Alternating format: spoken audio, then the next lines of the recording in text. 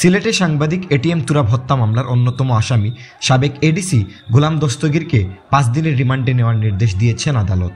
বৃহস্পতিবার 19 ডিসেম্বর বিকেল 5:15টার দিকে তাকে সেনা ও পুলিশের কড়া নিরাপত্তায় আদালতে তোলা হয়। পরে পুলিশের আবেদনের প্রেক্ষিতে বিজ্ঞ বিচারক দস্তগীরকে 5 দিনের রিমান্ডে নেওয়ার নির্দেশ দেন। এর আগে বুধবার 18 ডিসেম্বর বিকেল 5টার দিকে শেরপুর জেলার একটি এলাকা থেকে তাকে গ্রেফতার করে police bureau of investigation PBI.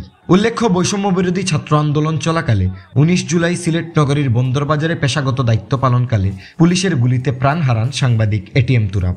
রাজনৈতিক পট পরিবর্তনের পর 19 আগস্ট একটি হত্যা মামলা দায়ের করেন নিহতের ভাই আবুল হাসান মোহাম্মদ আজরফ জাবুর। অত্র মামলায় সাবেক স্বরাষ্ট্রমন্ত্রী আসাদুজ্জামান খান কামাল, সিলেট মহানগর পুলিশের অতিরিক্ত উপকমিশনার ক্রাইম উত্তর মোহাম্মদ গোলাম দস্তগীর, উপকমিশনার উত্তর অতিরিক্ত ডিআইজি আসবার আলী শেখ সহ 18 জনের নাম উল্লেখ করা হয়। এছাড়া মামলায় আরও 200 থেকে 250 জনকে অজ্ঞাত আসামি করা হয়।